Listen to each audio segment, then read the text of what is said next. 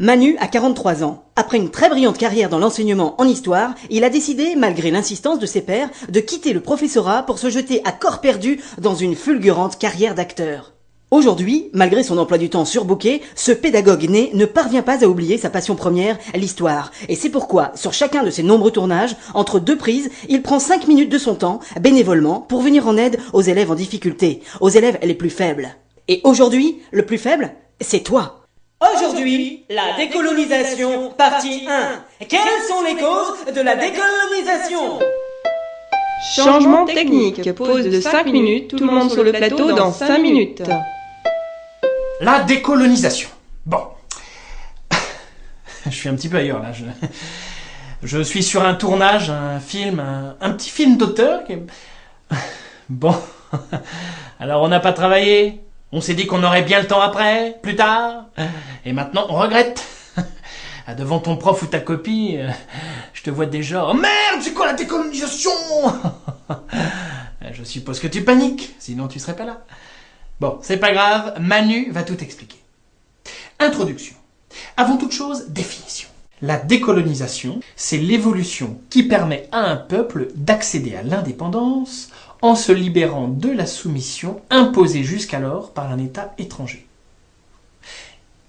La décolonisation, c'est l'évolution, ça change, qui permet à un peuple, des gens dans un pays, d'accéder à l'indépendance, ouais on est libre, ouais, en se libérant de la soumission imposée jusqu'alors par un État étranger, ceux qui les avaient colonisés. Au XXe siècle, la décolonisation a lieu de 1945 à 1975. Ça commence par 1900. Et ça termine par un 5. Tu n'as qu'à retenir le 4 de 45 et le 7 de 75. Ça fait 47. Bon, alors là, tu dois te dire, pourquoi à ce moment-là? Comment est-ce que ça s'est passé? Et quel en a été le résultat de cette décolonisation? Manu est là pour ça. Je vais t'expliquer clairement l'essentiel de tout ce que tu dois savoir en 3 épisodes de 5 minutes. Commençons par un état des lieux. En 1945, 40% de la surface du globe est colonisée et un être humain sur 3. 40% de la surface, un tiers de l'humanité. Les principaux empires, ceux qui ont colonisé, sont les suivants. L'Empire britannique. Do you want a cup of tea? L'Empire français. Eh ouais, c'est le pays des fromages qui ont du goût. L'Empire hollandais. Le pays des fromages qui n'ont pas de goût. Et l'Empire belge. Quoi? Un empire belge? Oui, non. Bon, ce que tu fais, tu prends ton livre d'histoire, tu trouves la carte des principaux empires coloniaux, tu verras quel pays chacun d'entre eux avait colonisé, je vais pas non plus tout te faire. Premièrement, quelles sont les causes de la décolonisation? En 4 points seulement. 1. La colonisation a entraîné une inégalité de statut. Pourquoi moi je peux pas avoir et que pauvreté aussi 2.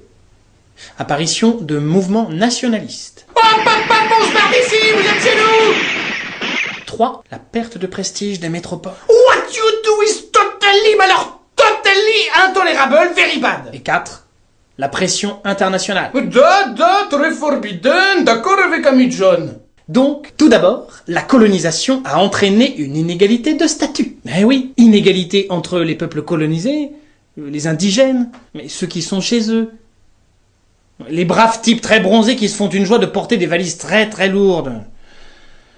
Majoritaires, et les colons, les moustachus détendus qui boivent leur thé sur les terrasses ombragées en contemplant les vastes étendues sauvages, en songeant à la métropole où peut-être est resté l'être aimé, qui eux sont minoritaires. Bon, en gros, la colonisation a entraîné une inégalité de droits entre les peuples colonisés, les indigènes, qui eux sont majoritaires, et les colons, qui sont minoritaires. Je t'entends d'ici. Pourquoi avoir attendu 1945 pour se libérer? Et c'est vrai ça. Les empires coloniaux se forment du XVIIe au XIXe siècle. Alors pourquoi attendre 1945 pour voir les colonies se détacher des métropoles? Alors? Ensuite, il y a l'apparition de mouvements nationalistes. Dans les colonies au début du XXe siècle, un sentiment national émerge, souvent en opposition avec la culture des colons. Par exemple, en Inde, colonie britannique, où Gandhi, le chef du parti du Congrès, Mais si, le chauve en robe blanche, très connu, qui est sur toutes les photos.